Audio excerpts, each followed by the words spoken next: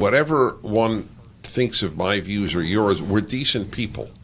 So how do you explain what's happened? It's like a moral virus.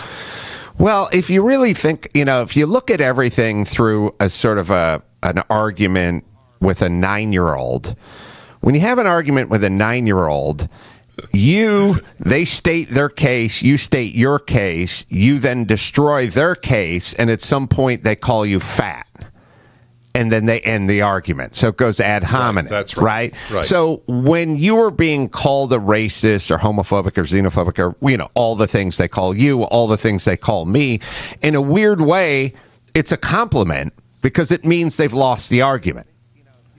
Got it. That's entirely accurate. Could you imagine a speech in debate in high school, like some speech and debate tournament where they went back and forth, raise the minimum wage or, border security or whatever the subject, greenhouse gases, where it would be. And at some point, one side just start calling the other person a racist. Well, you go, that guy lost the debate. He lost the debate. That's exactly right. I wonder if that doesn't happen now in debate. No, I'm not joking. It probably does. Kids are taught you dismiss opposition. We had you dismiss opposition with ad hominem attacks. I wanted to finish the sentence. I don't expect you to have followed this, but it is amazing. Outside of Toledo, Maumee High School, the teacher said, "I'd like you to hear both sides. So for extra credit, watch a PragerU video. 5 minutes of non-left-wing input." To the Toledo Blade, the major paper of the area, has now editorialized twice against allowing PragerU videos to be shown in schools. And I don't raise it because it's my organization. I raise it to give you an idea of what is happening. And this is middle America. But again, a very backhanded compliment because they feel so threatened by your message. When they would let a flat earther video run and they wouldn't care because they would go, "Oh, this is ridiculous. No one believes this crap. It's, who cares? No harm, no foul." That's right. This is a great compliment in that they are taking you seriously and that they also know the message has a lot of truth in it and they feel threatened by it. Well, you'll love this. So our old motto was for PragerU, give us 5 minutes, we'll give you a semester. So I have restated it. Give us 5 minutes, we will undo a semester. Right. Yeah. You're now like an orthopedic surgeon who is not seeing the patient after they had the skiing accident. You're seeing them a year later when the bone didn't set right, and you literally have to re-break the bone. You have to redo it. It kind of used to be a triage, like, see us, we'll fix you. Now, first we must undo the brainwashing you received that cost you $50,000 a year, and then once we get to the blank slate, we can move forward with the message. Welcome to the Treat an Orthopedic Surgeon Hour on the Dennis Prager Show.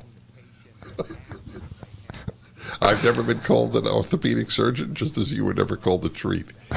By the way, I want to remind you folks, Adam Carolla and I hate to use the word, I so never think of myself with this verb, but I don't know what else to say. Star in a movie called No Safe Spaces. It is truly a great movie, and I don't take credit for it. The people who made the movie made a great movie, and it is available. Just go to nosafespaces.com. This is what you should show yourself and anyone who is willing to watch a movie which has a lot of liberals in it. I always remind people. But it is about freedom of speech in America in a powerful way. nosafespaces.com.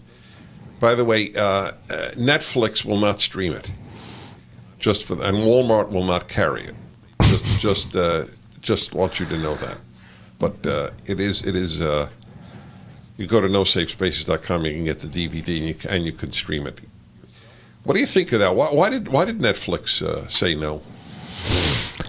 Well, I think we know why they said no. They would say it didn't meet our criteria or something, didn't reach a level of quality or something, which you can always hide behind because all that stuff's subjective, right? I mean, you could do that with Gone with the Wind. You could say, we didn't. I give it a 4. We only do 5s and above here on Netflix. But I think it's pretty. I think it's now.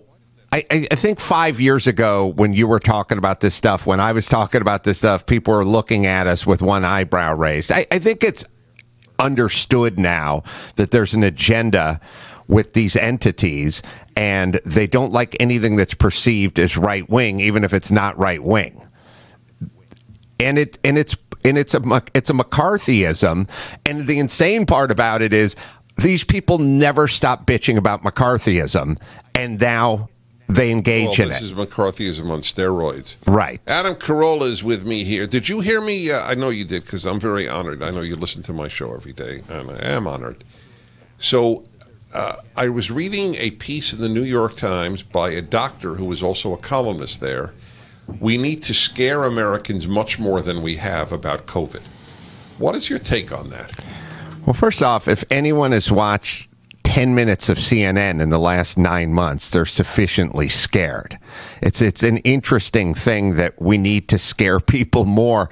That's all the New York Times has been doing. That's all LA Times have been doing. It's all CNN, MSNBC, ABC. That's all the news agencies have been doing. And what she doesn't understand, and by the way, I never thought I would come across this many stupid doctors. Did you? Like when you were a kid, when you were 9 and someone was a doctor, they were the wisest man in town, the wisest woman in town. Did you know you're going to meet this many dumb doctors? It's insane. Okay.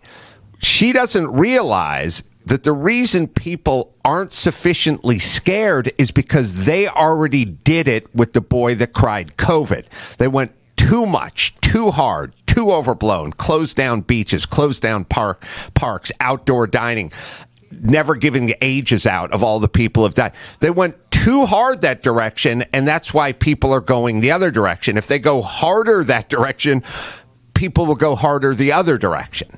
That's the hope, I certainly believe. So my take is that the issue is not science, it's disposition. People are disposed to embracing life with all its dangers, and there are people who are scared. Is that a fair thing? Yes, and as you say, the people, the biggest driving factor in this whole thing is not fear, it's shame. And when scared people see people that aren't scared, they're shamed. And when they're shamed, that brings out the ire. That brings out, you want angry? Shame somebody. A disagreement's a disagreement, but you're a coward and I'm not. Now there's great anger. So their response is, you're killing people, I'm not. You're not wearing a mask outdoors, walking your dog 1 mile from another human. Right. You're a mass murderer. A lot of this, Carolla, you're a mass murderer. A lot comes back to shame. For the full episode of the Dennis Prager Show, go to pragertopia.com, sign up, and become a full member.